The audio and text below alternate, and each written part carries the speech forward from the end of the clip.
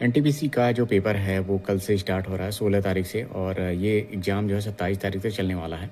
बहुत सारे ऐसे लड़के हैं जिन्होंने ग्रेजुएशन कंप्लीट किया हुआ है, एलपी का भी एग्ज़ाम उन्होंने दिया हुआ है, कुछ लड़के ऐसे होंगे उसमें से जिन्होंने टेक्नीशियन का भी पेपर दिया होगा। तो अब जो है रेलवे में इतना बैक टू बैक पेपर हो रहे हैं कि आपको किसी एग्ज़ाम का दूसरा पेपर अगर आपको देना है, सीबीटी 2 का पेपर देना है तो उसके लिए टाइम बहुत कम मिल रहा है। अभी क्या है कि एलपी का पेपर सीबीटी 1 का हुआ है, अच्छे नंबर हैं आपके, लेकिन इस बीच में भी कई मल्टीपल एग्ज़ाम आ गए हैं और अभी जो है टेक्नीशियन का एग्ज़ाम कंप्लीट हुआ है। उसमें से बहुत सारे ऐसे लड़के होंगे जिनको एनटीपीसी का भी पेपर देना होगा, जिनका कल से स्टार्ट हो जाएगा।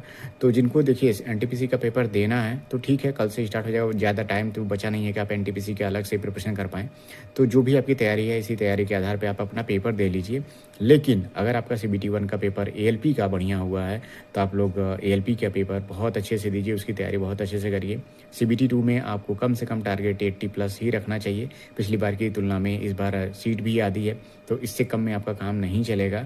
और पिछली बार बहुत सारे लड़के ऐसे थे जो ट्रेड में फेल हो गए थे और उनके नंबर बहुत अच्छे थे।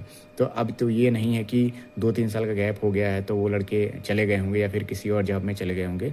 वो लोग फिर से उसी तैयारी के साथ आ रहे हैं और इस बार वो बहुत ही बेहतर स्कोर करेंगे पार्ट ए में भी, क्योंकि पिछली बार भी उन्होंने अच्छा स्कोर किया हुआ है और इस बार उनका ट्रेड भी निकल जाएगा। तो जिनका पहला अटेम्प्ट है ये, उनको तो और भी अच्छे से तैयार कर करके जाना चाहिए, क्योंकि जैसे ही देखिए आंसर की या रिजल्ट आएगा उसके बाद ज़्यादा टाइम आपको नहीं मिलेगा।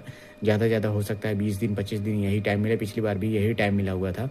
तो अगर आप अच्छे से तैयारी नहीं कर रहे हैं और अभी से आपका जो वीकली टारगेट है द स्टूडेंट चैनल पे जो दिया जा रहा है, अगर आप उससे कवर कर रहे हैं तो भी अच्छी बात है, आप सेल्फ स्टडी से कवर कर रहे हैं तो भी बहुत अच्छी बात है। लेकिन अगर आप रिजल्ट आने से कम जो है आप 40% 50% सिलेबस नहीं कंप्लीट कर पाएंगे तो हो सकता है कि आप तुरंत जब जैसे रिजल्ट आए तुरंत आप पैनिक हो जाएंगे और आपके सामने सिलेबस भी ज़्यादा रहेगा, जो कि बेसिक साइंस में भी बहुत ज़्यादा है और ट्रेड का पेपर तो सभी लोगों को पता ही है बहुत ज़्यादा है। तो इतने कम समय में आप सिलेबस को एक ही बार या तो कवर कर पाएंगे, रिवीजन नहीं कर पाएंगे, या फिर आप हो सकता है मॉक टेस्ट में ज़्यादा ना दे पाएँ। तो जो लोग भी तैयारी कर रहे हैं, अगर सीबीटी 2 की तैयारी करना चाहते हैं एलपी का, तो आप लोग the student by Surya sir के एप्लीकेशन से आप चाहें तो वीकली टारगेट का जो हमारा बैच है सीबीटी 2 का गाइडेंस बैच, उसमें आप जाकर के ज्वाइन हो सकते हैं।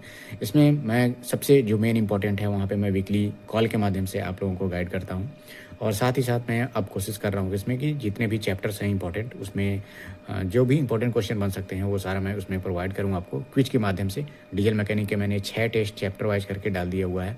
ट्रेड का फुल टेस्ट होता है, वो हम लोग कोशिश करेंगे 75 क्वेश्चन का अपलोड करने के लिए, जिससे आपका कम से कम प्रैक्टिस हो जाए उस क्विज के माध्यम से।